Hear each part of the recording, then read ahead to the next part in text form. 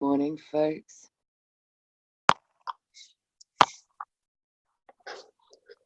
How are you all? 4 a.m. Adelaide here.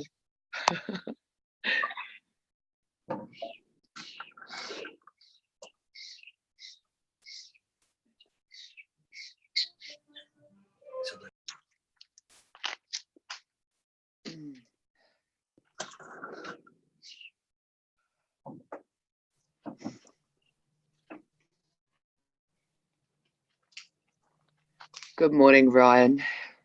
Morning.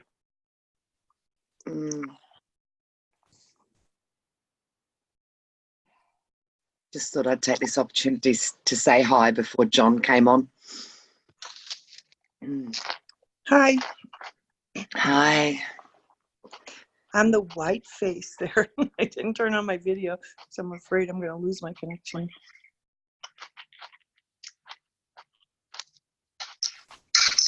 How are you all?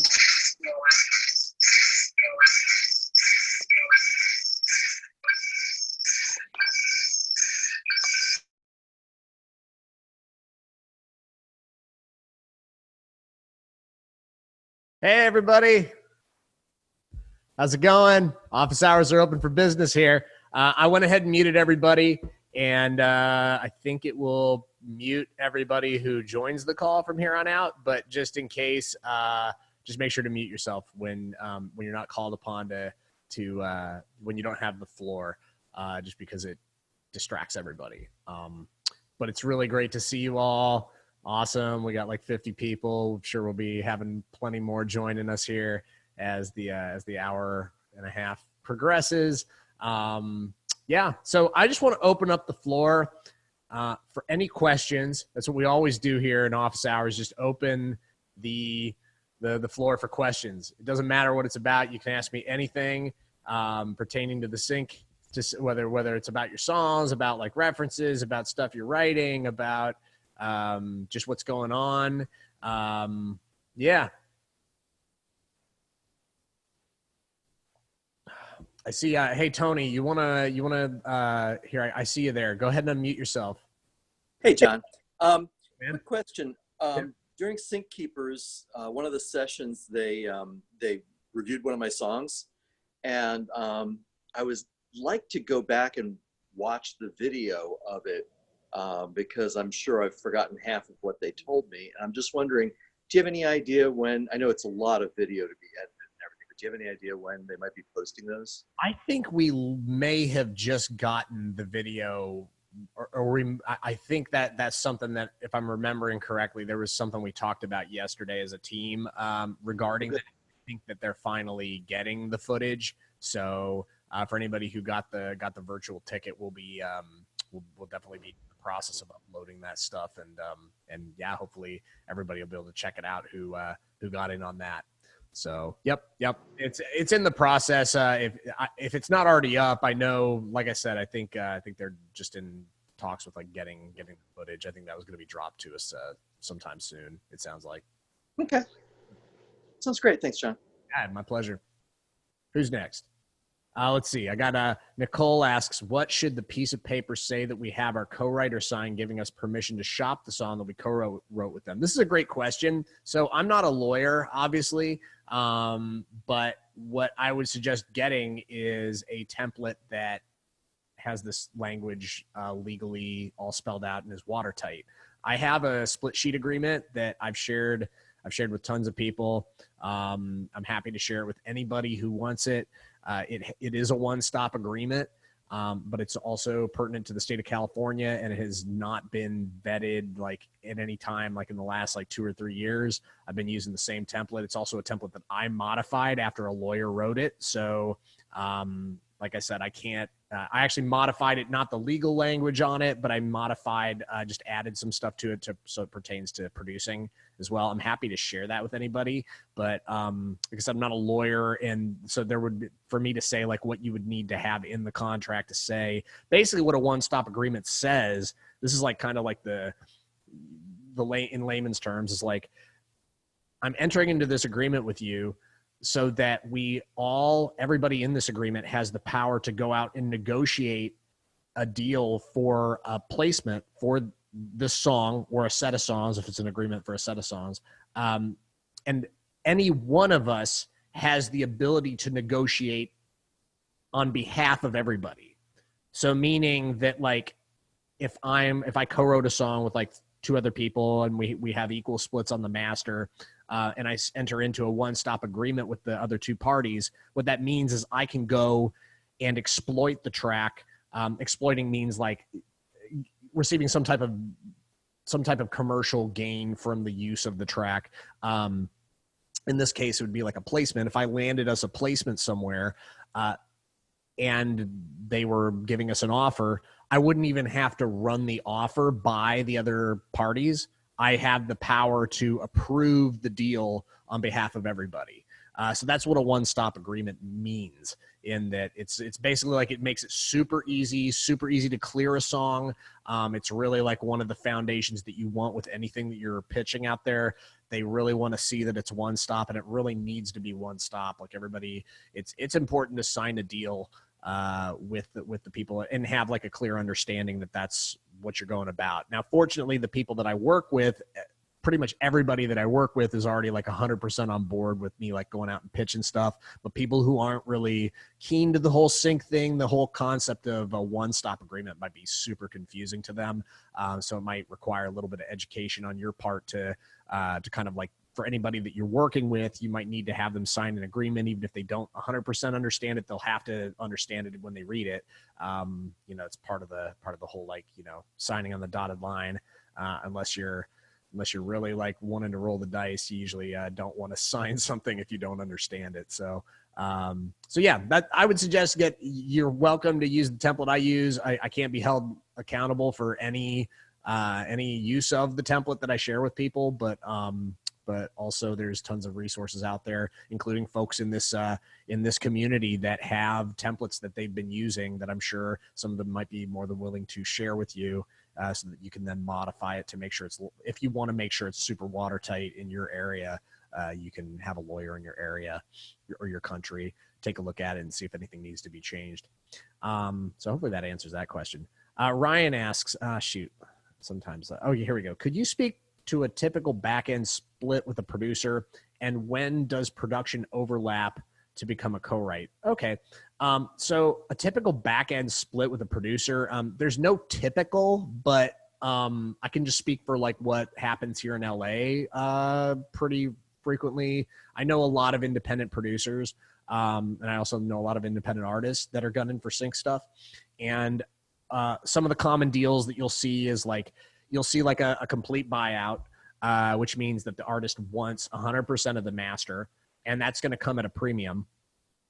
You're going to be, because like basically the producer is, if it's a good song, the producer probably wants a cut of it, because it's like, there's different reasons why a producer might want to work on a track. But if you have a really good song and you just want to own all the master, you kind of have to pay a premium for that, because the producer is basically waiving their ability to receive any type of master sync fees from that. So sometimes, depending on like the track and what's involved, you're going to pay a premium for that. Now, splits wise, a common deal that can happen sometimes is where like a producer will do something, for example, like 50-50. So 50-50 master split in exchange for a reduced upfront rate.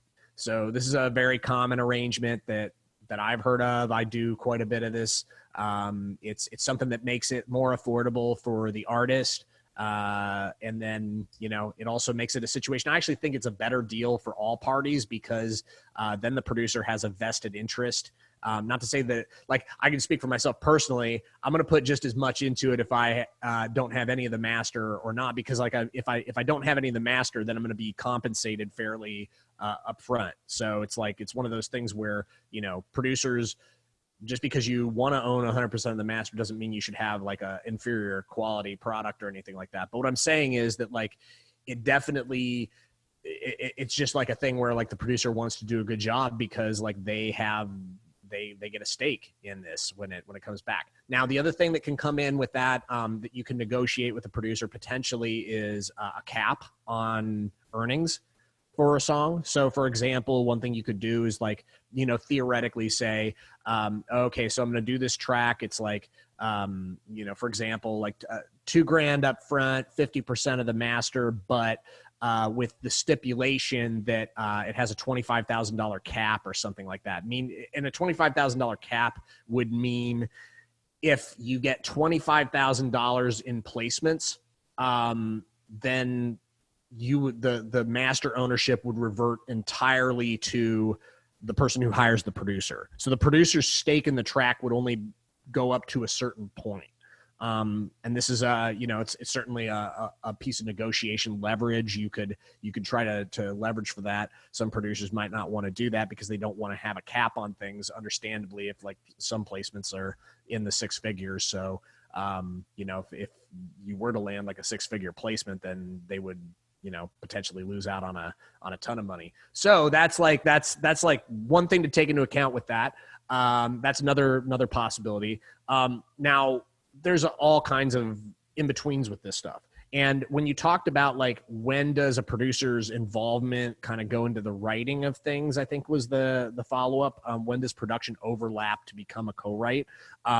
So it really just depends on the skills of the producer, I think, and the song that you're talking about, because every project's going to be different.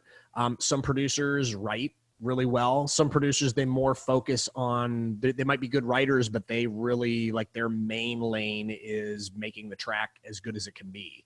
So it just depends on like what involvement you want from the producer up front. And that stuff is usually negotiated. Usually when you're working with a producer, unless you're planning on writing a song with them, which if that's the case, then it's kind of all already sussed out, like kind of what the producer's role is. They would be a producer writer in that case, which they would be entitled to part of the writing and part of the publishing, in addition to part of the master, if that's part of the deal that you have with them. But, what was I going to say? Blah, blah, blah. Writing, publishing. I totally blanked. Sorry. It happens sometimes. Oh yeah. So now I remember what I was going to say. So sometimes it's really clear up front. Sometimes as you're going through the process, you want to have a pretty clear understanding what you want to do with the song up front.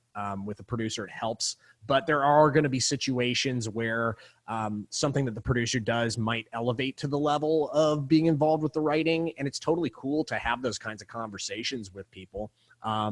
Me personally, if I'm working with somebody and I feel like I have a suggestion that could really add to the song, I might give them the option. I'd be like, this might be really helpful. And if I feel like if it's like a change of a word or something like that, I don't personally consider that co-writing, like changing the way somebody sings a top line very slightly or things like that. That's not things that I would consider graduate me into like a writer status. Sometimes writing is offered to me based on suggestions that I give. And, it's kind of a conversation you'll have like during production sometimes, depending on your involvement with things. But I always like to kind of keep an open mind with that. But I don't unless I really feel like something I'm contributing could graduate to that level. I would never assume that I have any of that. And also, I just try to have good communication around that. And that's not always the case from what I hear from people who get into different agreements with people. And then there's disagreements about certain aspects of it. That's why it's good to have a written understanding as to what you're doing up front, just so that there's no confusion. And then, and there's no rules with the splits on the writing. If there's something that's substantial, if it's a huge thing in the chorus, maybe that would constitute 25%. I don't know. I think it's all negotiable. So, but typically when a producer is also a writer, it's something that's kind of sussed out ahead of time. I see some hands up. Peggy, I'm going to lower your hand and unmute you. How's it going? Oops, there, I unmuted myself. Okay. Good. I just now joined ASCAP and I haven't registered my work yet. And I wondered do I need to register each individual song on I have one CD, but do I need to register each individual song on it, or can I register the CD and then they're all covered? Well, you have to register each track individually. Okay. the way their process is set up, you can't register like a collection of songs. Necessarily, you have to register each song individually, which makes sense because every song could potentially have different writers and publishers. Okay. Yep. And also real quick, my CD, I just paid a studio to let me go in and record it, and they did the master and all that. So I'm the publisher then, right? If I paid them, So, and I'm free and clear from them. so you wrote all the songs? I wrote all the songs. It's just me and my guitar, my voice, my guitar, and So just nothing. so you know, work for hire production has no bearing on the publishing, unless you have That's what I was asking. Good. with Okay. them. So like what happens is when you write a song, there's basically two legal entities that are created for the song. One is the writing portion of it, and the other is the publishing portion of it. Now together they constitute. It's like it's so weird. It's so weird and convoluted. I just think of them as 100%, but Okay. sometimes for like legal purposes, you think of them as actually 50-50. And That's what they're doing on ASCAP is 50-50. But confusing. aren't- But you get the hang of it. am I the publisher then? If I just paid the studio and they did their deed, so I'm both the publisher and the writer. That's correct. If you're the sole writer on the songs, you would also be the publisher. You'd be the sole composer, and you'd also be the sole publisher. So I'm a very easy one stop. yeah. If you don't have a publishing entity set up yet with ASCAP, it's really easy to do it.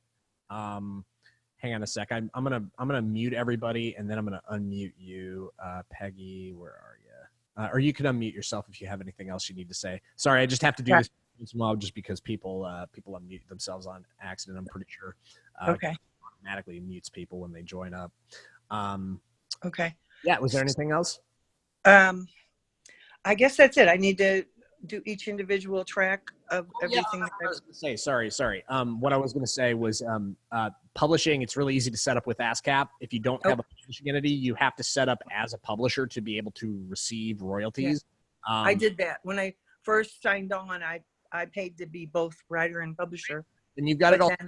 It took them like 2 months to accept me. They said there was some. It takes a little time, but you're all set now. The only other thing, when it gets to the point where you don't have to worry about doing this until you start actually getting placements. But one thing you will do, like the next step you'll take is once you start getting like checks, is you will set up a bank account with the publishing company, because that way you'll actually be able to cash the checks that come in for your publishing company.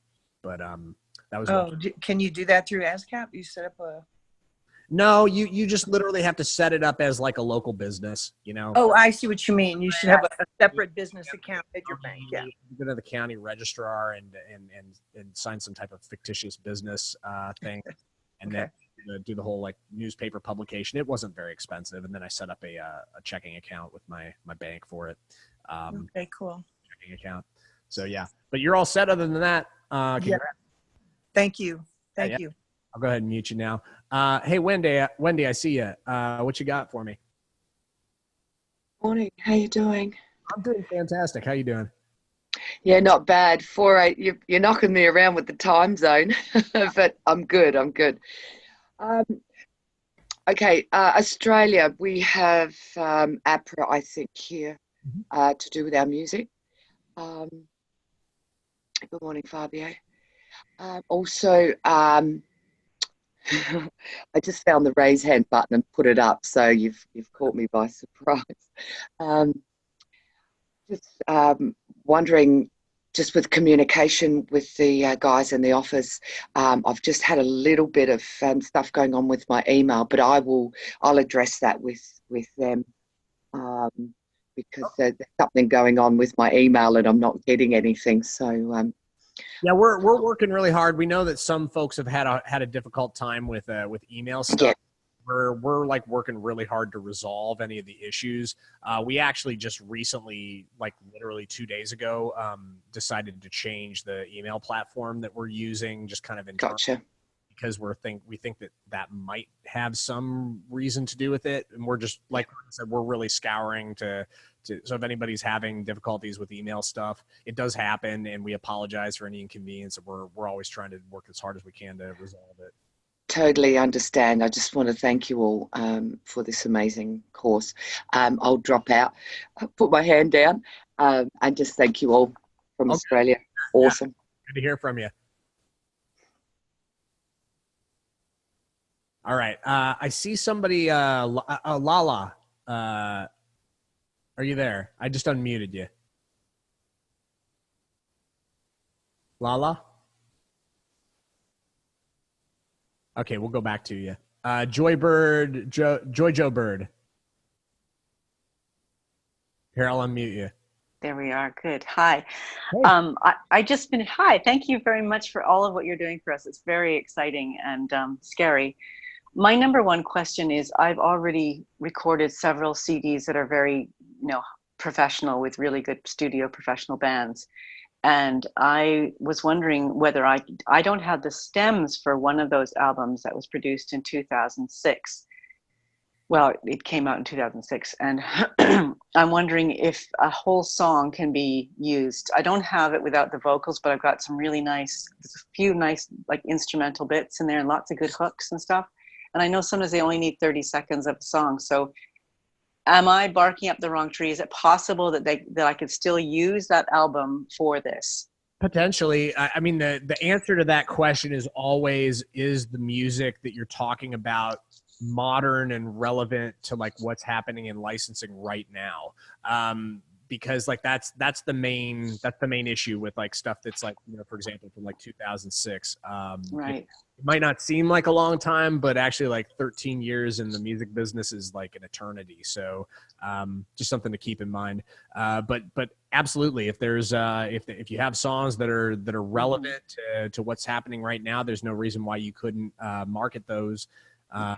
But it always helps to have instrumentals. It always helps to have stems. Right. It's impossible to really go back and get stems for a song that's that old unless you have like the problem is like getting stems on a song that's like really old is tough to do because DAWs change so much and everything. Right. Okay. Relationships change. The other thing about this is that I think the music is relevant because I keep hearing music that's very sort of reminiscent. Like a lot of it's pretty jazzy. Like I sing jazz and a lot of it's fairly jazzy. And I think in certain situations, it would absolutely be appropriate because not everything is like, not all ads are totally current with, hip hoppy sounds, that's not the only kind of music or I'm just using hip hop, but it's pretty much all eras are open to, to the advertising or movie business these days.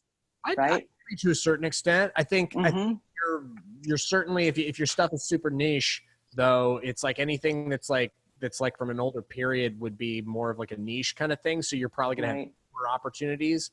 So that's, yeah, I think it's like without hearing the music and without having, I really don't have like an informed opinion about what you're talking about there, but you'll have opportunities for people to play songs. And there's always, you can always like post in the group if you want to get back on like how relevant, feel free to like tag me. I'm happy to like what I feel is going. So yeah, that's always a resource. People can tag me and stuff. I know there's a couple of things in on Facebook where people have tagged me and I just haven't quite had the chance to. Right. Okay. But that's always open. So thanks. I've actually done that. I sent you a song called Michaelmas Daisies on a private message. Oh, okay. And, yeah. Messenger is like, that's a tough one. Okay. We're in the process also of like, just because there's I'm not personally used to having like the influx of messages that I've had like over the last half. It's been, I can imagine. I mean, it's fine. But it's just like Facebook Messenger in particular is like kind of like a black hole where messages die. And it's like, yeah. Okay. Good to know. Just be a little patient. If somebody sends me something on Messenger, just know it's like, I see the stuff. And every couple of days I'll go through and I'll make sure I answer anything that I haven't answered before, but it's just like, it's easy for stuff to get lost. Okay.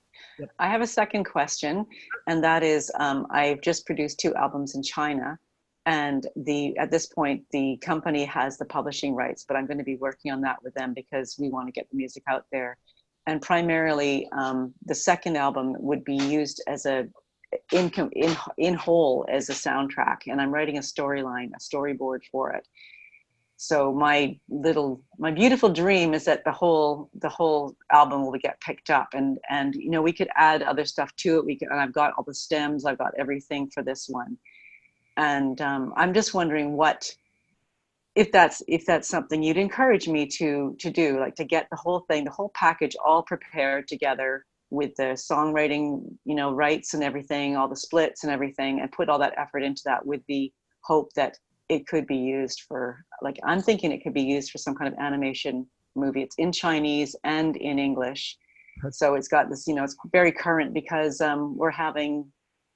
we're creating you know, we've got some problems with China right now in the world, and it's all very positive. So it's like, hey, this is you know, we are people all over the world. It's got a really positive message. The whole thing is just really beautiful and sort of meditative. It's a beautiful story. Well, so it's going to be, there aren't a lot of like American sync agencies that would really know immediately what to do with that. Imagine there are agencies in China that would probably be really good at exploiting music that's in Chinese language. Okay. That's my initial thought on it. Again, without hearing it and everything, it's hard to say whether like the instrumental American sync agencies would be able to like pretty aggressively market. The issue is that like, it's not that the music isn't marketable potentially, but it's just that like, you know, unless the agency has like somebody who speaks Chinese on the staff, it's like hard to know whether a song is relevant for something. And all the songs are in both English and Chinese. Oh, I see. They were all written in English and they were translated into Chinese. So we have Chinese singers singing it in Chinese, and they're kind of like chants, you know, so they kind of roll around. They're very simple songs. They're very simple with really, you know, beautiful melodies. Well, I think it's just whether there's a complication that if the people in China own the publishing, for it to be one stop, you have to have a one stop agreement with everybody who's a stakeholder, including the publisher. So that's actually what prevents a lot of covers from getting placed onto shows, is that the publishing rights have to be approved in order for it to lock to picture. So that's just another consideration. You have to enter into some type of a one-stop agreement with the company that you're publishing. Otherwise, you wouldn't, for example, you wouldn't be able to, even if we liked the music, we wouldn't be able to add it to Catch the Moon's library just because it wouldn't be one stop. Okay, but if I got approval from them to do this, like certain songs or certain parts of songs, I could do that. Like take it one song at a time and get the whole thing, so that I've got the publishing rights, say, for example. Potentially, yeah. I mean, that's what you would need in order to work with any licensing agent or pretty much. Mm-hmm. Okay, great. Well, thanks very much. You're welcome. Yeah, my pleasure. Let me go ahead and mute you here. Where are you? I'll just mute everybody. Here we go. And next, let's go. Hey, Fabio, you there? Hey, Fabio, I unmuted you. Hey. Oh, hello. Can everybody? Hey, what's up, John? How you doing? Good, man. How are you? I'm good. Okay, so my question, I have a bunch of questions, but I'm gonna chill and just do one. So I heard you mention yesterday that something you didn't have to worry about doing something until you started getting placements. Was that about getting a PRO? Because I know that's important to getting like the royalties and residuals and whatnot. When do we worry about getting a PRO if we don't have one already? You should, I think, as far as like PRs are concerned, it's not an emergency until you get a placement. You can literally, because it takes a while for the PROs to even figure out that the placement occurred. And what ends up happening when a placement happens, something called a Q sheet is generated, especially with like TV stuff. And that's like, the Q sheet will go to the PROs. You can either get a copy of it. A lot of times it's like just forwarded automatically to the PROs. The times where I've actually had to upload a Q sheet, it seems like it's less and less nowadays, because it's like they know kind of like what needs to happen. But then once the Q sheet's in, then they'll see like all the splits of the song, and they're like, okay, for the money that's for this, how do we divvy it up?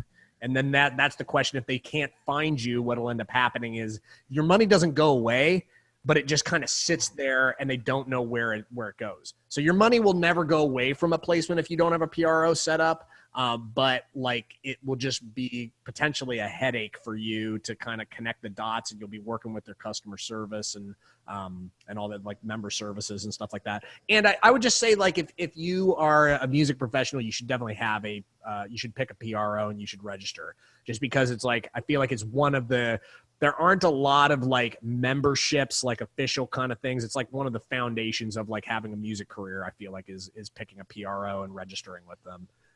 So, and it's not too expensive to do. ASCAPs, I'm a member of ASCAP, but like BMI, all the other ones are fine. Depending on where you're at. I think CSAC you need an invitation to get into, but BMI and ASCAP, I think that they're pretty much both the same. They handle certain types of royalties differently, but it's kind of like apples and oranges. It's a little like splitting hairs, like, because it's just they do things slightly differently, but it's in the end they kind of handle things the same. Okay, thanks. I appreciate it. Yeah, my pleasure, man. So here we go. Who's next? We got here. I'm gonna just lower some hands here. Oh, let's see. Sorry, I think I accidentally lowered the hand of somebody. Unless Lala, I think I already. Lala, are you there? I see you raised your hand again. Yes, can you hear me now? I can, yeah. Yay! Thank you. I kicked myself off earlier trying to get the speaker on, but Okay. First of all, before I forget, I did want to add a little bit to your PRO thing, because even though you may not need to register for a PRO right now, I find it really beneficial. I've been with ASCAP and BMI. I'm with BMI now, but because I perform out a lot, if you perform out, they have something called like BMI Live, and you can go on and register every time you perform your original songs. Every time you play them out, you get paid for that if you register it with your PRO. So that is one other reason that I think is a good reason to have a PRO, because it's just it's not a lot of money, but if you perform out every week, I mean, it could be an extra, $25 a month or more. So anyway, but my question is, so when I first registered, I registered by midnight on the 17th, and for some reason I wasn't put in the bonus section. So I didn't know about the first call with Samantha, which apparently didn't happen and got pushed back. So now I've gotten that straightened out, I think, with you all, to where I'm going to be included in those original bonuses. I am wondering, first of all, about the submitting a song for that, for Samantha. And also, would it be beneficial to submit? I have this whole album of Christmas songs.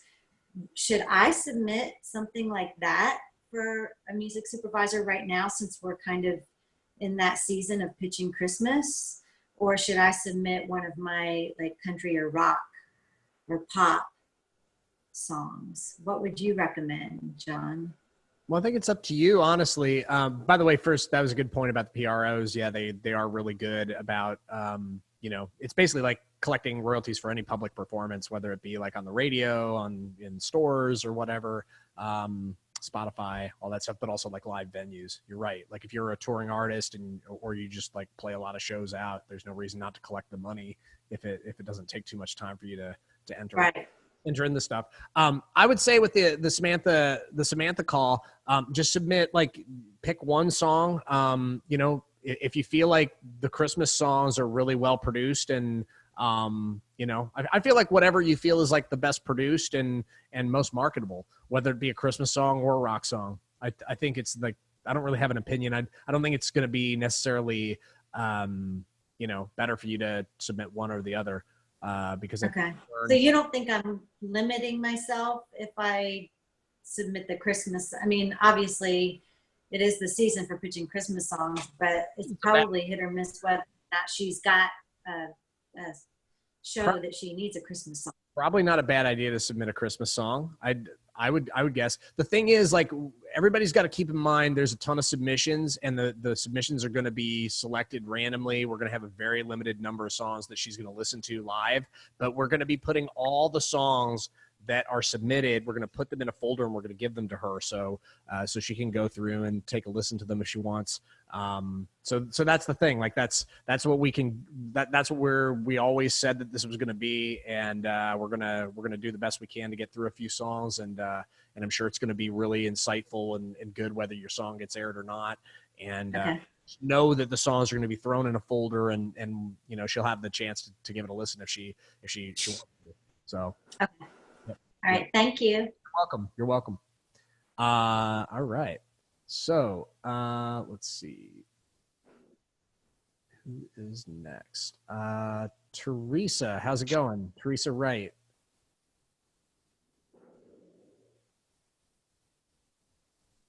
Teresa Wright, you there?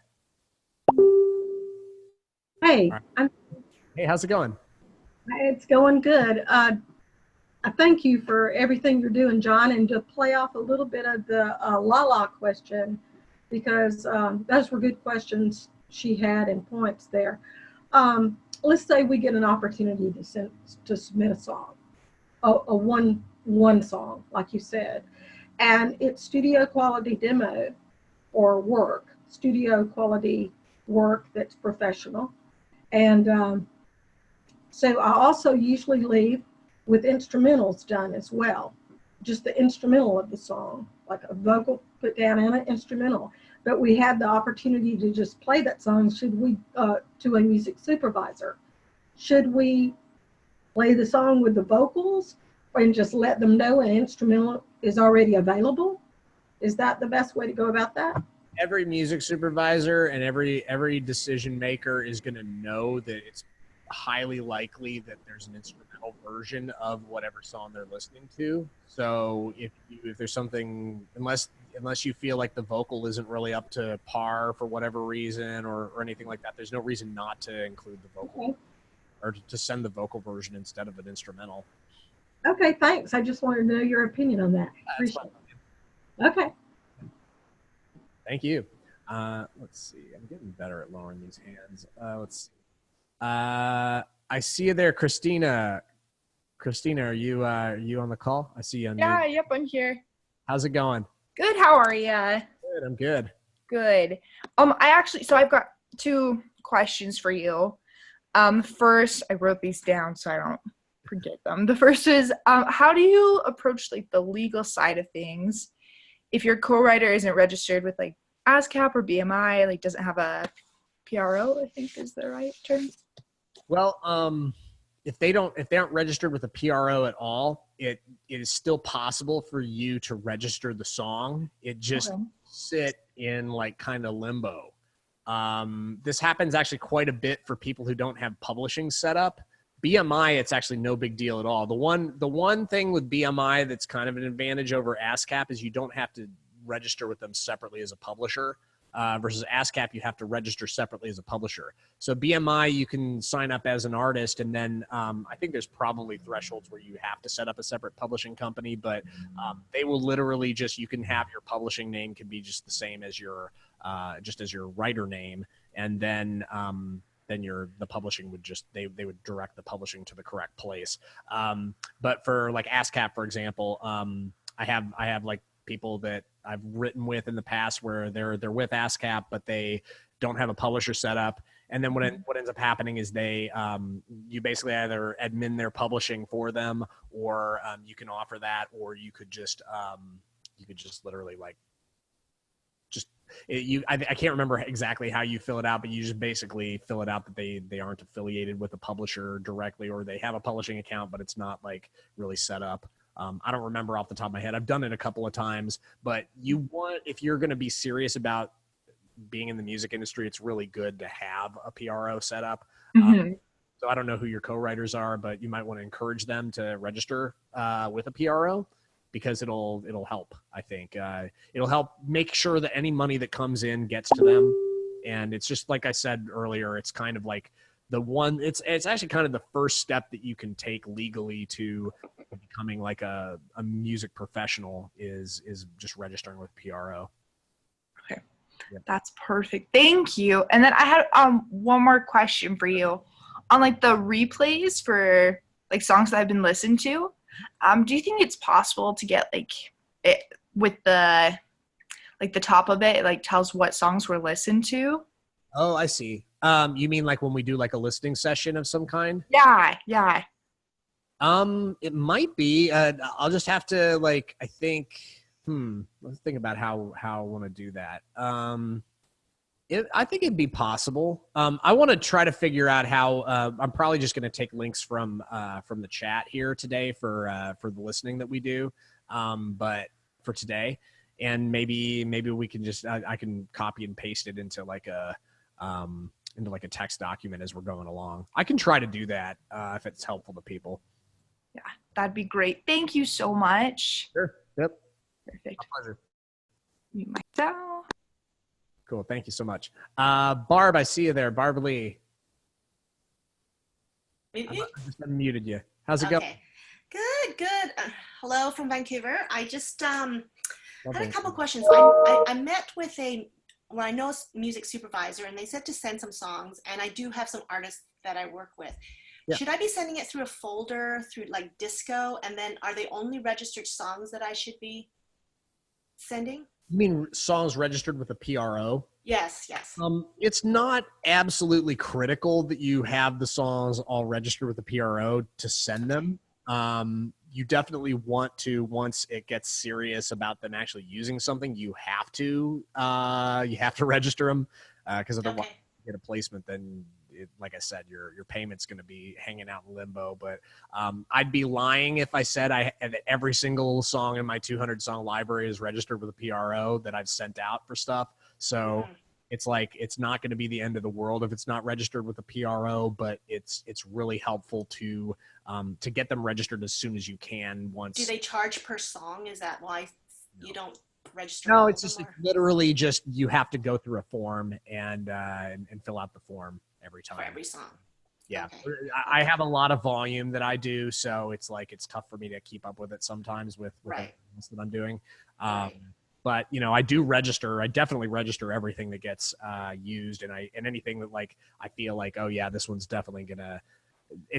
I have a feeling sometimes with tracks where I'm like, I'm sure this is gonna happen with this eventually, and then and then the other thing that's nice is sometimes your co-writers will do it for you. That's kind of a nice thing. So it takes a team, right? Yeah. So my second question, it seems like we all have a bunch of songs that we have, like either whenever they were rewritten. And I was thinking that, after this course or during this course that we would learn or figure out if we should be reworking them based on what we're learning here to make it more, the opportunity to get picked up would be more successful. So at what point do we figure out how to, which songs we should choose to rework or which ones are already good enough? Like, I guess that's, because we all seem to have a bunch of songs and we want to, I think we all like them, but it may not be, good for Music Sync. So maybe we can rework them. What should we do? At what point do we look through that catalog and figure out which ones to work on? I think part of the process that we're going through, as far as like really knowing what your target is and figuring out what it is that you're trying to do, is going to help inform like what is working and what's not already working with your existing catalog. Some of you may have already had like some aha moments with like listening to your stuff that you already have, where you're just like, it's not really hitting the mark in terms of like what I'm looking for. But for people who feel like, I feel like my stuff is pretty close, and you still have the production resources, you still have the sessions, you still have the connection with the producer. It may be possible to make tweaks to your song. And I think that will be revealed over the course of the next couple of months. We're going to be focusing on, for anybody who started here in August, we're going to be starting to focus on songwriting in the next few weeks. Not quite yet, but when we get to that point, there's going to be a lot of discussion about like where things are. And I think like the first aspect of whatever song you might already have produced that needs to take a look at is the songwriting itself. Because like, if the production's good and everything else is good, that's one thing, and the production's modern. But if the song isn't well written, or it's not written in a style that's like really works well for sync, then that could be an issue that needs to be addressed. So does that make sense? that will Yeah, kind of I guess. we'll be addressing all of this, but we're not at all at once. So we're going to be addressing like first things first, the songwriting. Then as things go along, we'll be addressing like production, mix, all that stuff. But that it's not all going to happen at one time. If anybody wants specific feedback on something, they're welcome to tag me in a post. Okay. And Okay. I will do my best to respond to everybody. I might take a reminder every once in a while just because the Facebook stuff gets kind of crazy sometimes. But yeah. So you don't suggest spending any money or time redoing a song right now, but wait farther into the course and then. Yeah, okay. for sure. Because like I don't feel like anybody who started in the August course is really at a place where like Kathy and I want to really like lay out some of the things that we've found to be like really helpful in terms of like the songwriting and the production process that I think are just really key. And I know as eager as everyone is to like, they might already feel like they have the songs, or they might already feel like they just need to make a quick tweak and they're ready to just hit the ground running and start pitching stuff. I really suggest patience with this. I think it's really you'll get a much better result. Just kind of following. It's like, what is it? There's the 76ers is like trust in the process. For years there, they were just so awful. Like they kept bungling. They actually bungled a few things, but even in that process, but they ended up becoming they're like a contender now. They're like one of the best teams in the NBA. And the GM who he preached patience like over the course of several years where the team was just tanking and they were awful. But it's like trust the process. And that's what Kathy and I are asking everybody to do is just like trust this process. And I think what you'll find at the end of that process is you'll get a lot of the answers already without having to even ask them. And then, we can help out with filling in the blanks if you have blanks. Thank you. I have to jump off to go to work, but thank you very much. Okay. Have a good day at work. And are these sessions anywhere that if we record these and we post them up, so there'll definitely be a replay. You won't miss anything. Okay. Thank you. Thank you. Let's keep going through some more questions. Destiny Love, I see you there. I'm going to unmute you and lower your hand. Hi, there I am. Hey, how's it going? Hey, great. How are you doing? Good. Thanks for your time. 2 questions. One, I feel really silly asking. I have 2 albums and both of them I did everything and I hired on people and paid the top dollar. So I'm not totally sure what the role of a producer is. And I keep thinking, well, it might be nice to hire a producer, but I'm not even totally sure what that means. So if you could answer that, I would appreciate it. Probably everybody's going to have a little different answer with that. Every producer is definitely going to have a different answer to that. It's a great question. For me, the role of a producer is to take whatever song is at hand and really just create the best version of it. And really just like do everything in service of the song. Have kind of an idea of like what the goal in mind with it is. And then at the end of the day, you have to like work together to make a great version of it that's within the budget and within the deadline. So that's kind of the role of the producer. And then the producer also is the person, they may also be the engineer. They may also songwrite with you. They may serve other roles. They may even act as a pitch agent afterwards. They may have connections to like, to different people that they pitch. So it's going to be there's all different kinds of roles with a producer that they might also be this. They might also be this. They might also be a really good instrumentalist. For example, like people who work with me, I'm a really good singer, so I can do like background vocals on stuff, but everybody's got their own talents. Like my buddy, Billy Leffler, he's like one of the most phenomenal drummers I've ever heard in my life. So it's like, it's like every producer brings different skill sets to like the game of it. So yeah, that's really, when it boils down to, for me anyways, it's like the job is like to really create the best possible version that you can of a song that's really in alignment with what the artist, you and the artist are creating as a vision for it. Great. And I have one more short question. On one of those albums, I had hired in a lot of people and I just paid everyone cash. Okay. And so I didn't, and it was I'm sorry, you're kind of cutting out here. You totally cut out. We can go back to you when you're back on. I'm here. Is that okay? Oh, okay. Sorry, it cut off. It's okay. It's okay. Okay, what were you saying? great. So I didn't fill out any forms then. Do I need to go back and get those? Or is it just that word that we had that it's all clear and good enough? I mean, I don't know where you're at. State of California, a verbal contract is legally binding, but at the same time, if you want to be crystal clear on everything, most session musicians, I mean, actually every professional session musician that I've ever worked with has the clear understanding that if they're getting paid to perform on tracks, it's a work for hire type situation. But I have friends of mine, I'm usually not this much of a stickler about things because the session people that I work with are known session players. They know what they're professional session players. They're also just good people that I know would never, that I'm actually like friends with a lot of them. And I know they would never like go back and say, you know, oh, I need a cut of the song or something like that. So some of it depends on like the relationships you have with the people. Now, if you don't know some of these people, it might be a good thing to like, you know, might be good to if you really want to dot all your I's and cross your T's, you could go back and try to draft up some work for hire agreements. But it's a little tough sometimes too, because it's like just getting a hold of people can sometimes be a pain later on. I just know for like times that I've had to go back and find somebody from the past on something to have them sign a form, it can kind of be, it's just a little bit of a pain just because you gotta send them a form if it's like over email. If you can't just walk up to them in person and have them sign it, it could be a little bit of a headache, but not a big deal. And as far as like, you know, just the agreement, I think you asked about like the agreement you had with your producer as well. Did you have an agreement with the producer? It was a verbal agreement, and it was just that I pay him for all of the work and work for hire. And then I own everything outright. Hey, and he I mean, gave me all the stems and everything.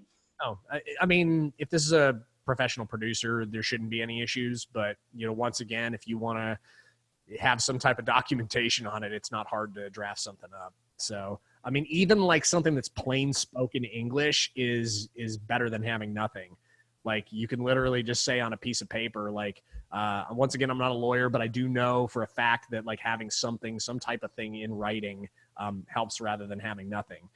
So if you're really concerned about it, if somebody you have a good relationship with and you had a good experience with them, you have a feeling that they're not going to be a pain about things, I wouldn't like get paranoid about it, but that's just me. Nice. Thank you. Thanks for your time, John. You're welcome. Let's see. Who is next? Elaine Ryan, you there? I'm gonna unmute you. Hey. Hey, how's it going? Good. How are you? I'm good. I have a question about doing the research. Yeah.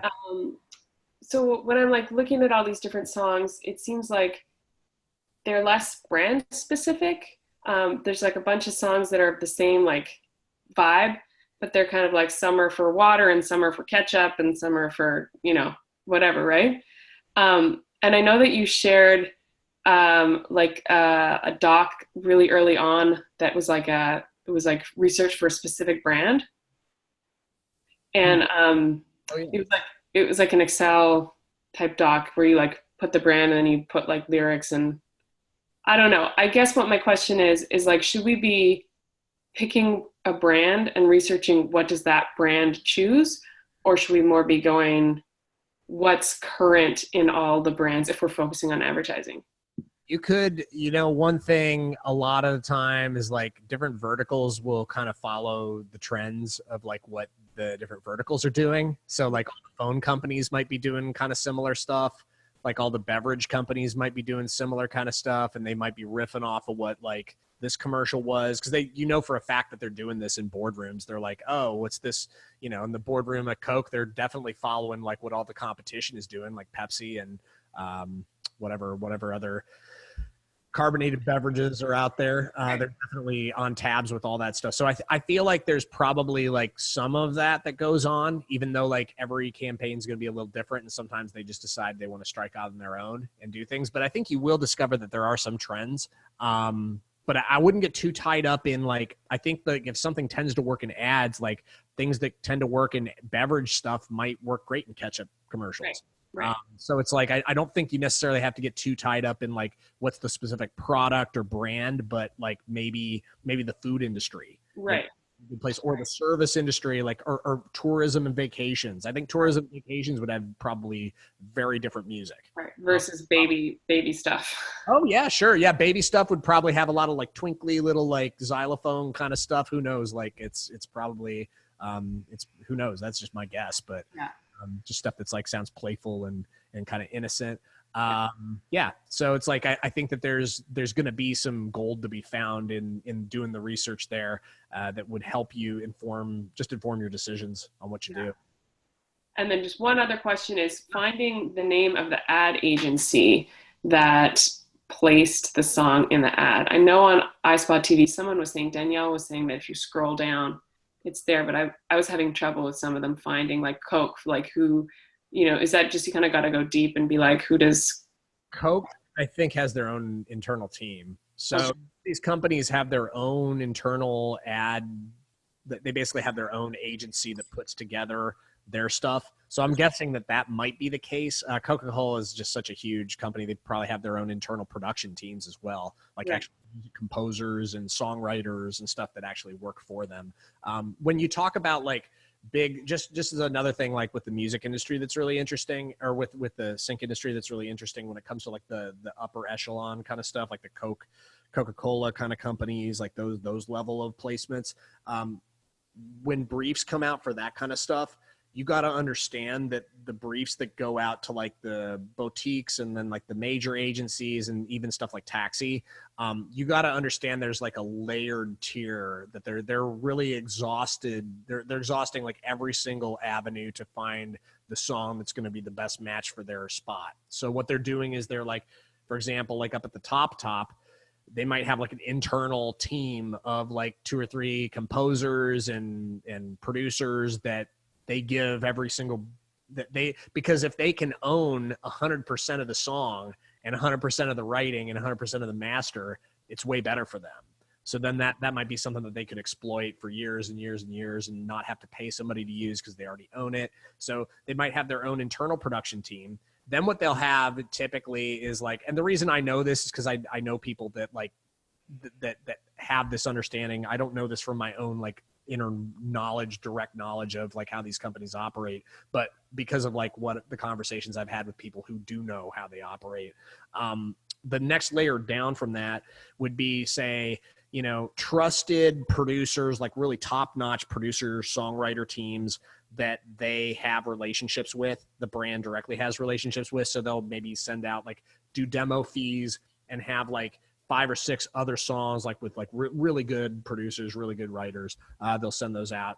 And then beneath that, you have like your major agencies like Zinc and the Zincs and Secret Roads that are out there, and they'll do a search there. Then beneath that, there'll be the boutique agencies such as like Catch the Moon, Lyric House, like stuff like that. And then beneath that, you'll have like individual pitch people that somehow catch wind of things.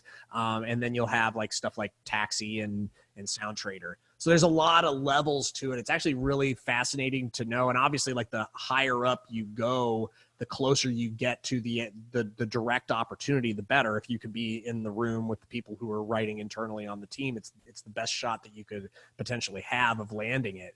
But it's like it's all knowledge that's good to have. So when you're thinking about like just brands that are like that kind of level, that's just the process. Not to say that you can't target those kinds of brands, but you got to bet that everybody is really interested in getting their song in a Coca-Cola spot.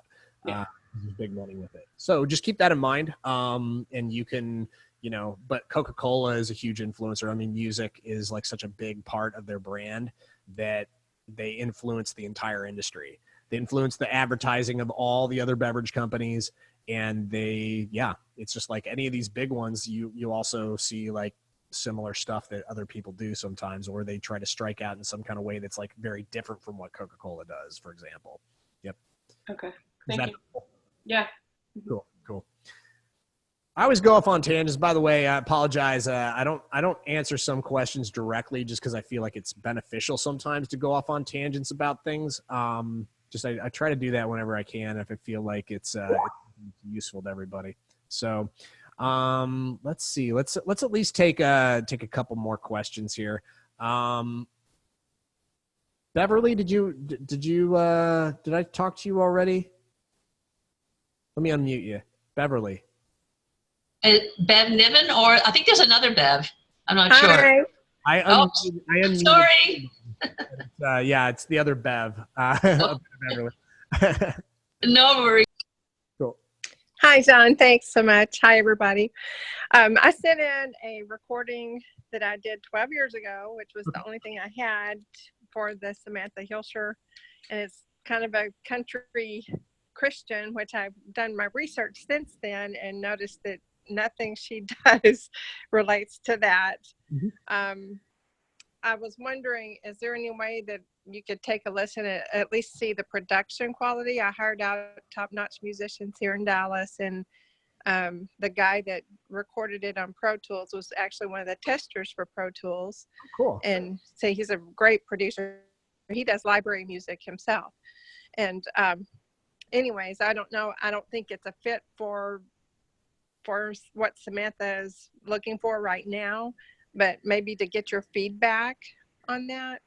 And I want to retract the song from Samantha's folder for now, because I don't want to put myself out there and look like an idiot that didn't do the research. Well, if you want, you can just send us an email and let us know what the song is, and we'll take it out of consideration for it. But like I said, it's also no sweat, no matter where the song is at. Like, the songs are going to be chosen randomly. So, and we're only going to be going through I think we're going to go through like 5 songs out of like the ton of songs that are going to be submitted. We're mostly going to be talking to Samantha and getting a ton of useful information from her, and learning kind of like how she approaches things. We're going to learn all the things that we can about what she does and kinds of music that she needs, and we're going to focus mostly on that, but we are going to do a bit of listening, and we're going to be sending all the songs to her. So for anybody who submitted a song, don't sweat it too much. If it's not like ready, you don't have to pull it. You know, if it's something that gets chosen, we'll roll with it. We don't have to name names if people don't want to talk about it or don't want to claim their song. But I would encourage anybody who submitted a song to just keep it in there, just because there's really no harm that's going to come from it. You're just going to get useful information. So that's my thoughts on it. But I'm happy to take it out if you don't want to have it played. You can just send us an email, and we'll take it out of the folder. I would greatly appreciate some feedback on at least the production quality. Sure. I know the style probably isn't what you're looking for that. I don't see much in the realms of country music going out, but you never know. You never know. You never know. So thank you, John. You're welcome. You're welcome.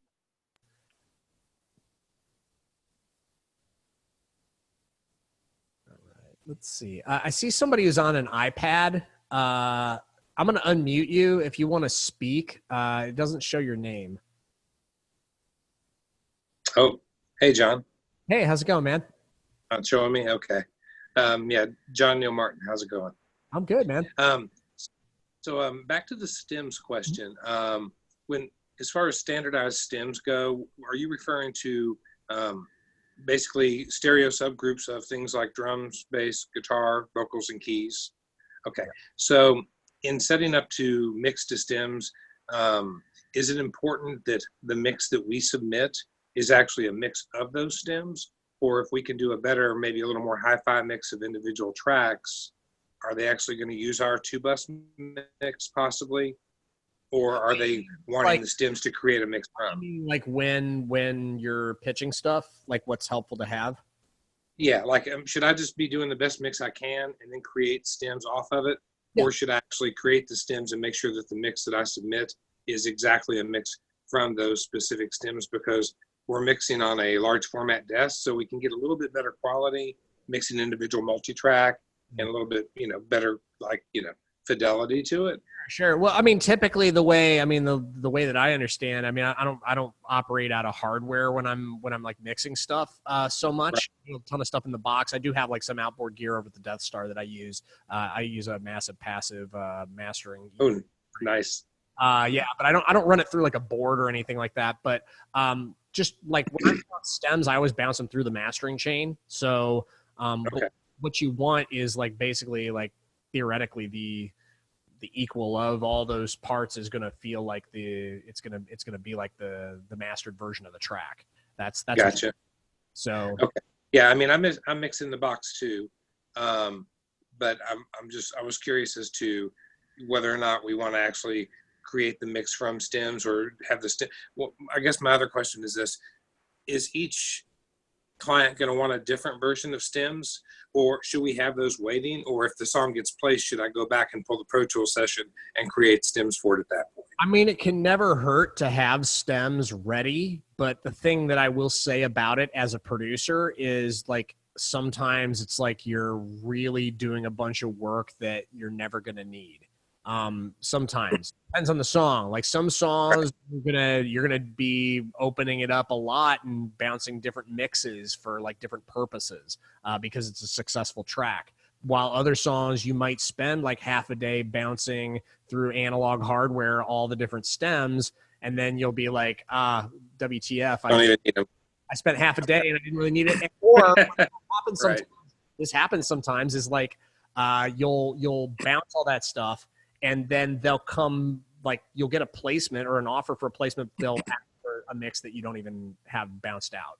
So you'll have to still go in and you'll still have to go do that. So I know a ton of independent producers that just have the sessions kind of ready to go. And granted, like you're never going to be able to replicate exactly the same setup sometimes, but like sometimes you can get close enough. And I think like, you know, for most of the time, when a track's still relevant, you'll still be able to open up the track and get a different bounce of it if you need to. Okay. Might get to a point like later on, as everybody knows, like plugins will change and just like your hardware setup might change, and it might affect your ability to really effectively print stems that are very similar to the original track for whatever reason. And that's, you know, something you'll have to navigate if you get to that point. You could go and, like I said, print every single stem that you can imagine, and then you'll still find yourself having to print some type of different version or sped up or slowed down. Right. I remember, I remember in the 5-day, either you or Kathy mentioned that sometimes they even want the entire Pro Tools session. I've never experienced that, but like sure, I think it's theoretically you could possibly. Not common. I don't think that's common. Yeah, because like just from my own experience with like working with other producers, every producer is going to have different plugin setups. They're going to have different hardware. And so you open up even just different. Right. That's what I was wondering. So that doesn't really make too much sense to me. Not my experience with it anyways. But there's going to be some times, I'm sure, like where I think theoretically there could be a case where like somebody in a production house has Pro Tools and you just have a conversation with them and you're like, can I just send you the session? And maybe that would happen. I think theoretically, but I just don't think practically that would be what would happen. Most of the time they're just like, it's a tight deadline and they need the track. They need like the stems. What you do want to be able to do though, is just as a producer, you want to be able to be nimble. And like when they do ask for stuff, you need to be able to act fast. Ready to go. Gotcha. So if you don't print out the stems, you got to be willing when the time calls. You might get a call where they're like, we really like this song. Can you send us stems? And if you can't send them stems like pretty quickly, your opportunity might not be there. So that's just the one thing to keep in mind. But most everybody that I know who's in the game, they're just like, they're constantly on the lookout for those kinds of things. And there's very few situations where they can't just kind of push something off for like an hour and print the stems that are needed for whatever it is. So, understand. Cool. Another question, back to the messaging. You posted something about needing a top liner and reggae production for a song. And I did send you a DM with some links to some of my work on that, but I imagine you've gotten flooded with probably 1,000. For anybody who doesn't know what this is about, I just out of my own personal account asked a few people if they knew any reggae top liners, and actually like I don't need anybody else on top of like the flood of people that have come to me already. Okay, sorry. Okay. Specific project, and it's actually kind of the production on it. Sometimes things can be pretty nimble. We've actually kind of gone from needing somebody to completely outside top line it to maybe what we're going to do is we're going to top line it and then just get a singer to perform on it. So we're not sure exactly what we're doing with that one yet, but I am going to be sifting through. Like I said, Facebook Messenger is a black hole when it comes to messages. So I try to do the best I can every other day to like just go through everything and make sure I'm not missing anything, but just patience to anybody who sends me something over Messenger. Cause I'm just like, there's a learning curve with that for me, just to be honest. Like I'm not used to having the messages that I have right now. So I know you've got like, you're flooded. If we want to ask you about something, is it better to do a post on the Six Figure Songwriting thread and tag you? I think so because like a lot of times what you'll find is that somebody else who's not even Kathy or myself may have the answer to your question. So you even get the answer to your question before we even have the opportunity to chime in. I've actually seen that already in several cases. And that's where like the strength of this group, like there's so much valuable insight from the group. Sometimes it's just a matter of I'll see a post that I'm tagged in like a day later, and then I'll see that somebody totally answered the same way I would have answered, and I'll just like it. You know, it's just like it's right. Yeah, I would just suggest. I mean, the Facebook group is probably the best place to post that kind of stuff, but you always try Messenger. Just keep in mind that it's kind of a mess, to be honest. I just not like a fan of Facebook Messenger as a email tool. I feel like it's lacking. It really makes it hard to sort things and hard to know what you've responded to and what you haven't. Versus like my email, I can really easily suss that stuff out, sort stuff out. Yep. Okay. Well, I just want to say, really appreciate you taking the time. I'm really enjoying the course. Oh, and I loved your answer about what a producer does too, because people will be all over the road. But, you know, my thought has always been just help bring it together, steer the ship, and help them, you know, find the best vision of their song they can. And there's a lot of elements to that. So I really liked your answer. Oh, thanks, man. Thanks. Yeah. That attitude has served me well. And it's an attitude that I've gotten from my own experience, as well as just like what I know has worked with other people. And just like, cause I've asked a ton of people like what they feel like the role of the producer is. And it's like, yeah, it's glad helpful. All right. I got to switch. We got to switch gears here because we've got about 20 minutes left on the call, and I want to make sure we have some time to do some listening here and give some feedback. So it's something we like to do on these office hours calls. I'm going to figure out some way that's going to be better to, because I know there's a ton of people in the group, and this has happened like way before like August started, but like just moving forward, I want to make sure we have like an efficient way of getting the songs that are up for listening on these calls. A little, just kind of figure out some way to make it more systematic. But for today, I'm just gonna like pull songs straight from the chat. So if you have a song that you want to stream live today, let me see. We might already have one in here. Nope. If you got a song, I'd suggest if it can be people who haven't already like chimed in like on the asked questions, it'd be even better. If we don't have anybody else, I'm happy to spin songs. Okay, Brittany, I see you here. Let's pull this one open. I want to say, Brittany, if you want, unmute yourself if there's anything you want to say about the track before I give it a spin. Brittany Tidlaka. I'm sorry. Hopefully I didn't butcher your name. It's all good if you don't want to say anything. I'll just spin the song and we'll talk about it. And if you want to talk about it later, that's cool too. All right, so I'm going to just screen share here and then we'll give it a spin. And just a note, every time we do this, there's a little bit of low end information that gets lost. It seems like when we stream it. So just keep that in mind. I always do when I'm listening to this stuff. Here we go. This song's called Blue Skies.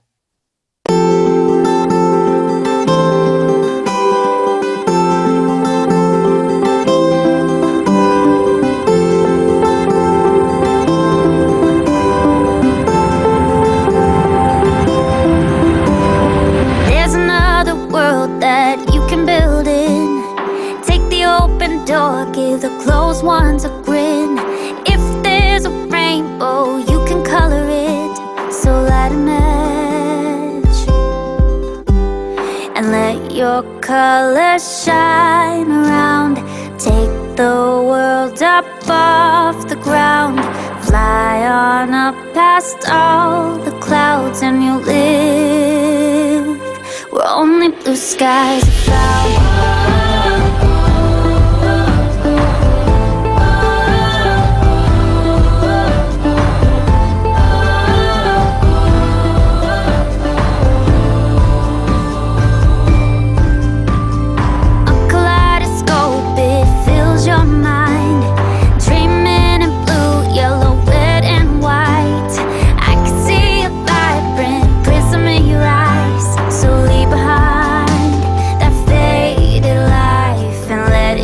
Colors shine around.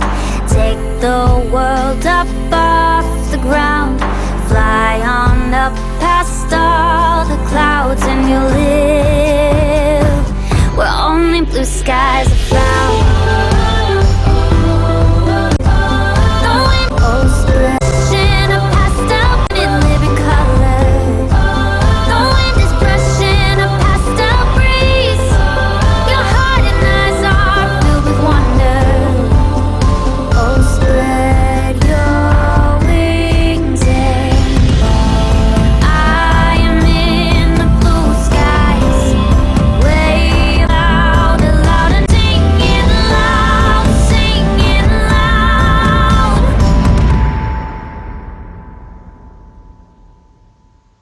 Your colors shine around. Take the world up off the ground. Fly on up past all the clouds and you live where only blue skies are found. Wow. I actually like have like an emotional reaction to that song. It's really good. Wow, that's I think that this song is like one of the best songs I've ever heard through the Catch the Moon library. I know that Catch the Moon would want to sign this song. I feel like it's really good. I think the lyrics are so good. I just want to say like it's really rare to come across lyrics that are. I feel like it's really good. It's a positive message. The lyrics are really good. The vocal production is really good. The timbre of the vocalist is just spot on. The instrumental production is good. It's not over the top.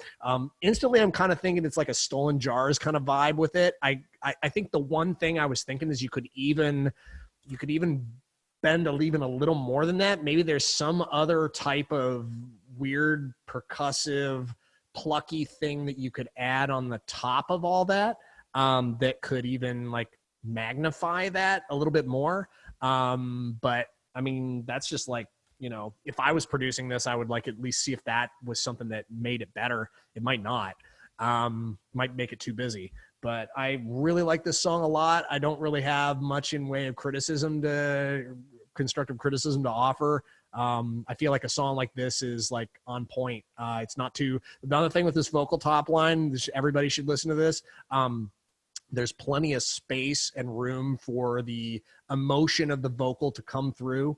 It's a common thing that I hear in songs that are not, that are just not written in the style that will be usable.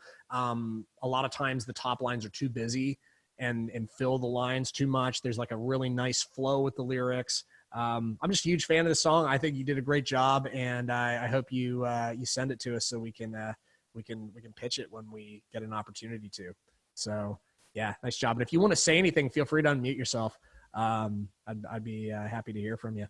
So, and this stuff happens all the time, by the way. Like this is like the thing that I love most about teaching this course, and as well like being the director of music at Catch the Moon, is we get the opportunity to hear songs like this, and we get the chance to potentially pitch them for all the artists that are they're students, but we don't really consider you students. We're just a creative family here, so it's just like, you know, claps to somebody when they I feel like you hit the target there. I feel like there's places that a song like that could definitely land, and great job. So yeah, so we're gonna, great job there, and we'll keep going.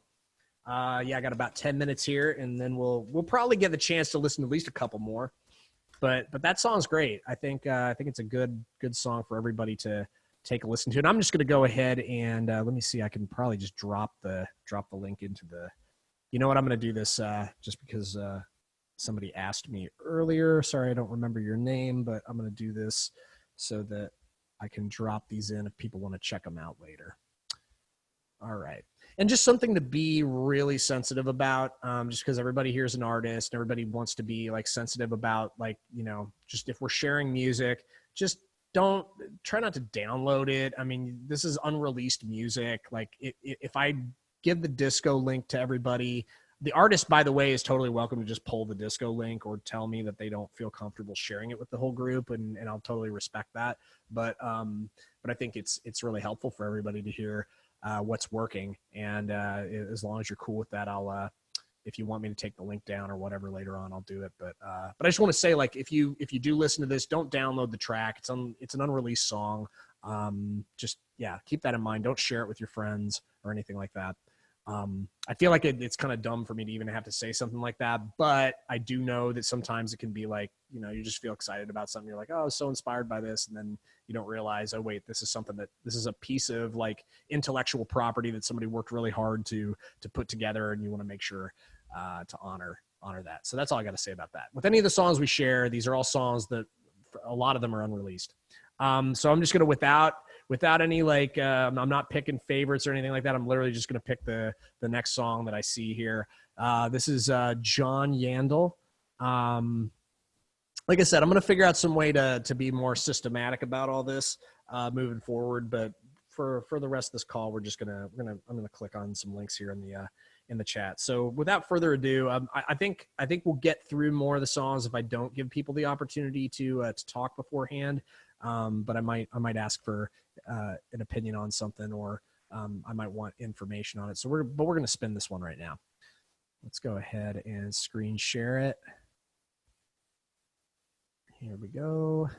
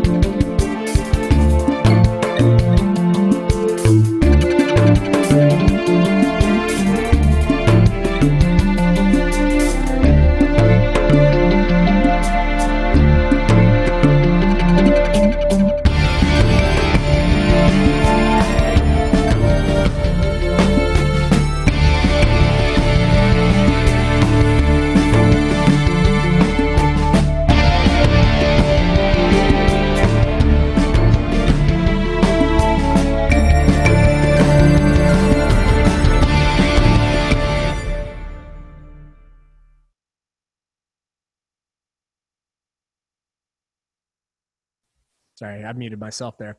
All right, so here's my thoughts on something like this. First off, I like the 007 vibe. It's got like this cool, like, I could feel like it's definitely got that kind of feel to it. I love vibes, so anything with vibes, I'm always geeking out on. So I love that as an instrument, as an instrumental choice. I guess the things that I'm hearing is like, this feels a little like a rough demo to me, just production wise. I feel like as a songwriting idea, it's a cool idea. I feel like it's something that if it was executed a little better on a production level, it could be marketable. And as far as like the cues, I'm not like an expert when it comes to like cues, but I think you might want to have like more times where it just full track stops, things like that, places for people to edit. You do like cut downs of this and so on and so forth for a track like this. I think the things that are really sticking out for me production wise that make it feel like it's a little bit of a rough demo is the libraries in particular. The orchestral stuff sounds really not up to par. And some of the other instruments also, it feels like they're just like the sample libraries. I'm not sure what library this was created from, but I think like overall you'd want for a track like this to have a blend of like really high quality libraries with like as much like real instrumentation as you can get, and like real session cats on that. Like, I mean, real vibes on this would be crazy if the production was good on it. I think most of this was most of this was done for a school project. Oh, sweet. So probably about 4 years ago. I think most of it was done in Logic. Nice. Well, I think it's a cool song. I think it's a good idea. And like I said, if you took this to like a producer that specializes in this type of like film score, film cue kind of stuff, and knows some really cool session cats, vibe player, maybe has like a couple string players that they could blend with like really high quality orchestral stuff. I do that all the time with stuff that requires orchestral, like where I'll take like a, like sampled cello and then I'll blend it with like real cello, and then I'll bring in like a real violinist and I'll blend it with fake violins, or like blend all of that in with like, fake orchestra.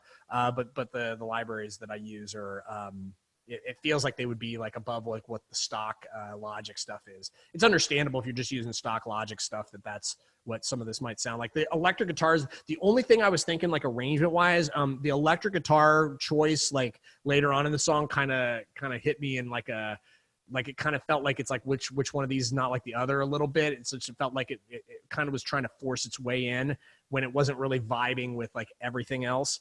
Maybe it was just, I don't know necessarily that an electric guitar sound wouldn't work with something like this, but maybe a different distortion, maybe a different part. I don't know.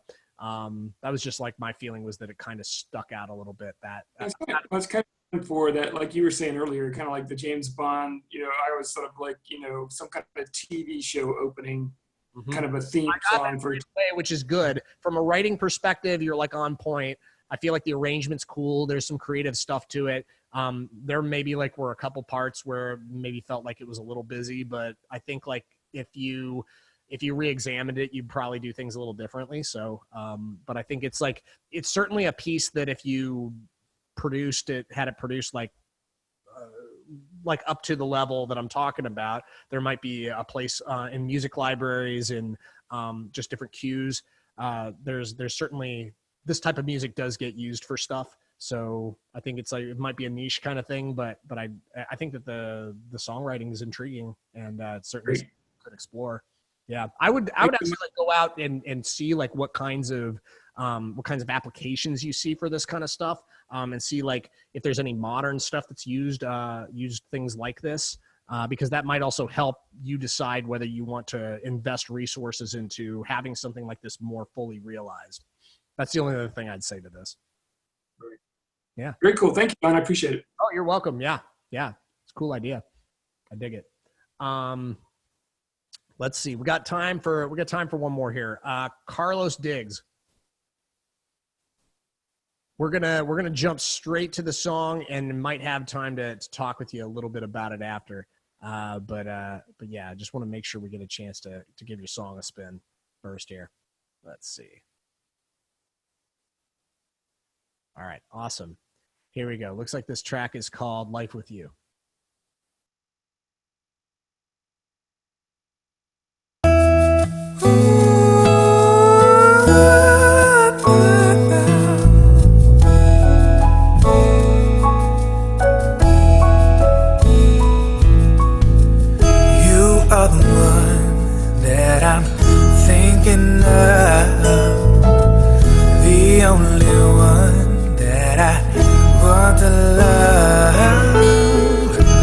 From the first time that I saw your face, in my heart you had a special place.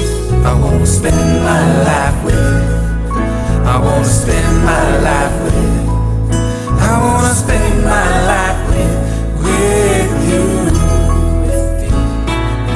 I wanna spend my life with you. I wanna spend my life with you. I wanna spend my life with you. You are the one always on my mind, thinking about you all the time. Just the thought of you brightens my day. Can't wait to see your smiling face. I wanna spend my life with you. I wanna spend my life with you. I wanna spend my life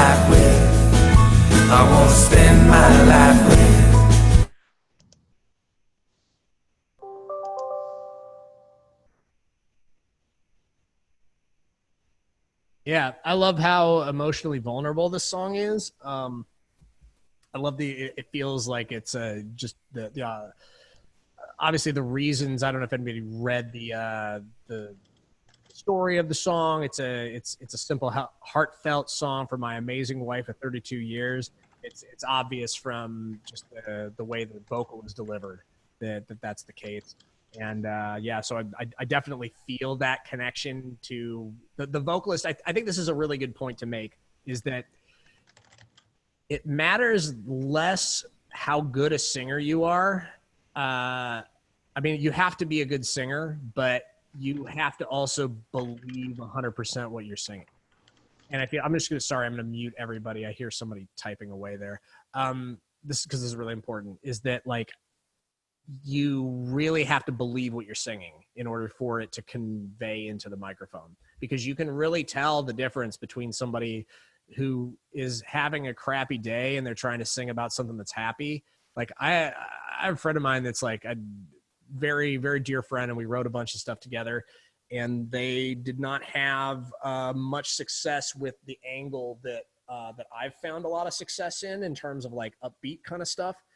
And I think the main reason why was because like no matter what, no matter how good the writing was, the sentiment that was getting put into the microphone just was off. It was just like there was something going on in their life that made it hard for them to emotionally connecting in that way can be really difficult for some people. So and for various reasons, maybe they're going through some stuff, or it's just like it's always been a difficult thing. I remember there used to be a time where I could not sing a happy song to save my life. When I first moved to LA, I was like Mr. Slow and depressed, like dramatic, like singer-songwriter stuff with like sob stories. And I'm not like discounting that music that has like real gravitas and is connected in deep emotion and is talking about sad material. I mean, I love that kind of music.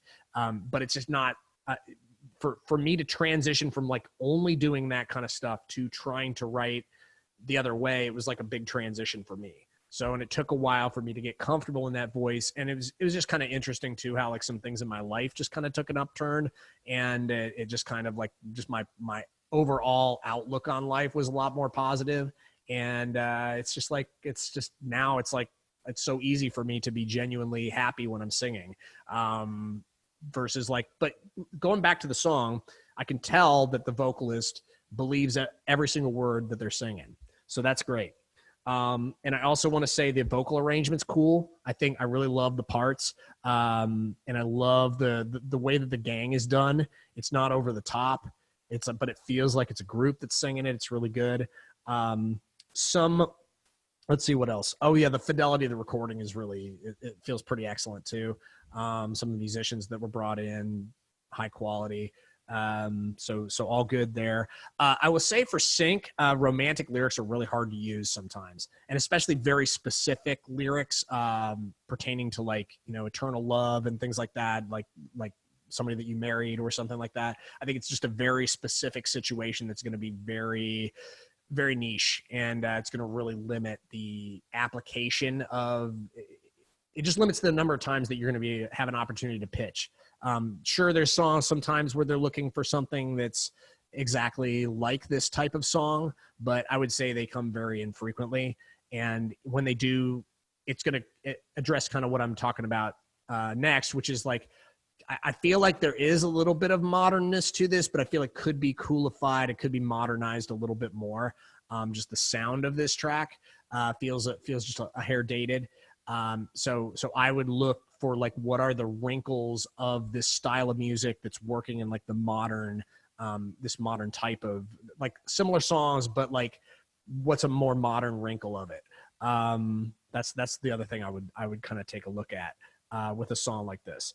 But I think that there's like a lot that's really good about the song. I feel like there's a lot of things that you can build upon and take into like the stuff that you're working on during the chorus, and just stuff that you continue to build upon. And I feel like it's just like a beautiful, genuine tribute to your wife. So, congrats on that. I think it's a beautiful song.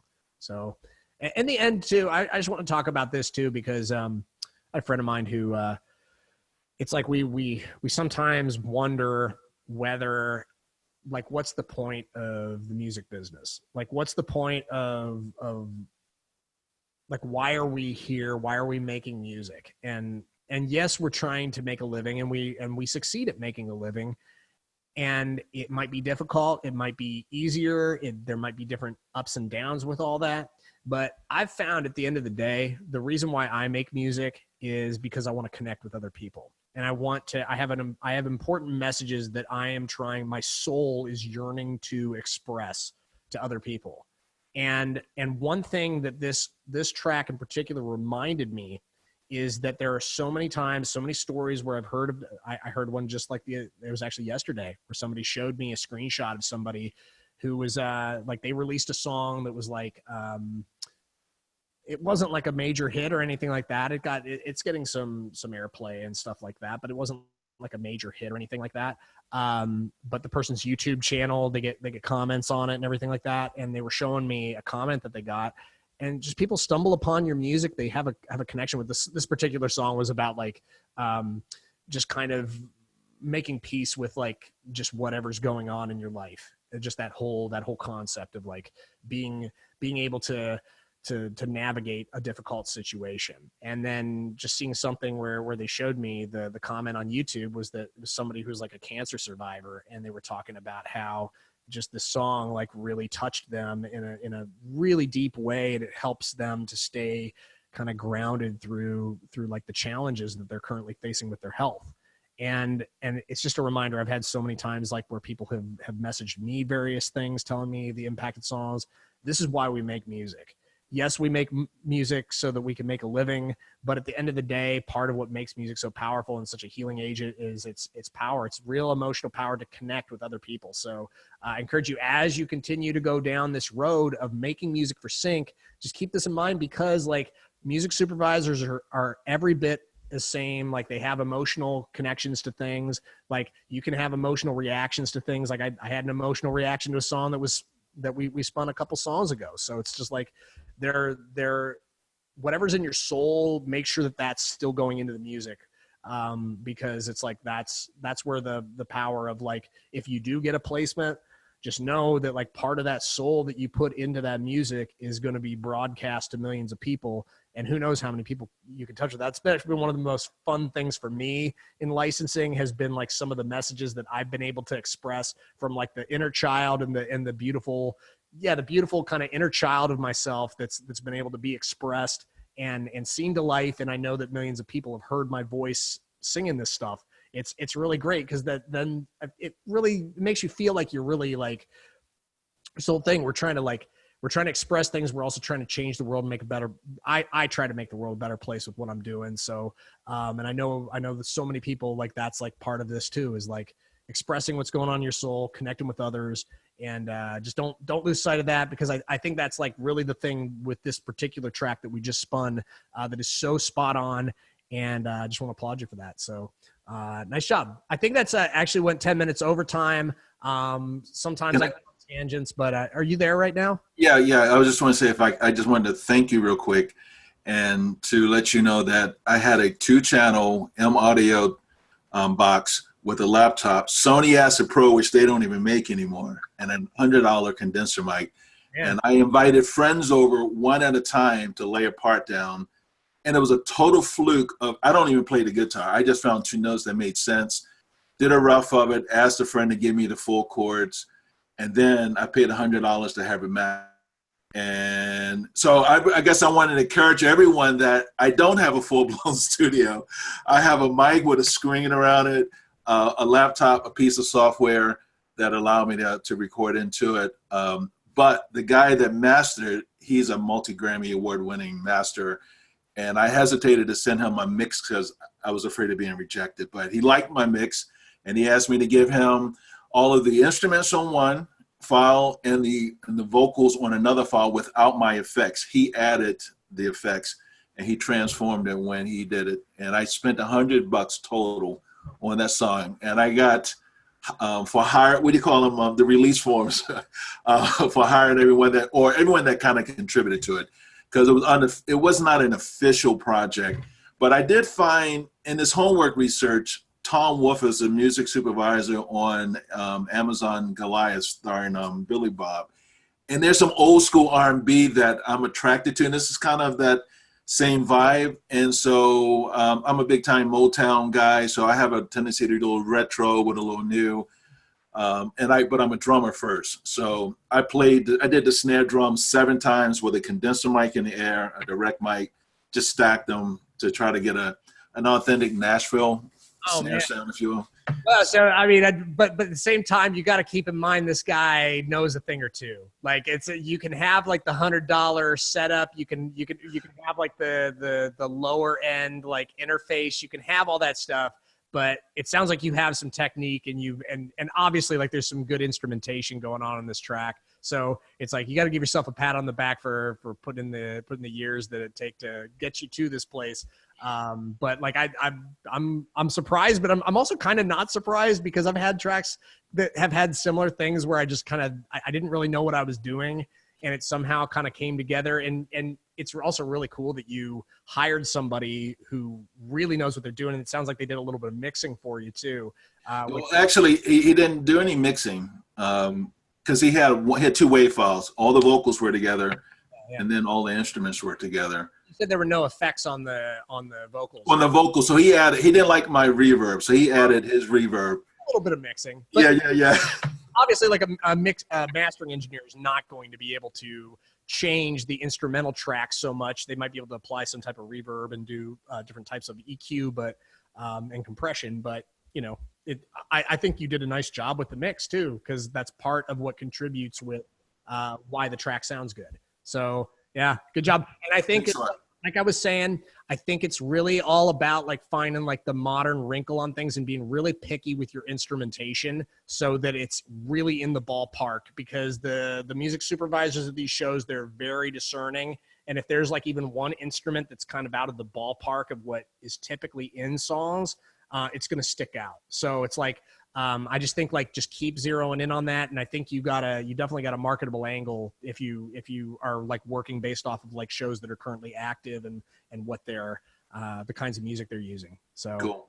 Thank you. For you. All right. So that's all the time we got for today. Thanks so much, everybody. And I apologize to everybody who I couldn't get to your song.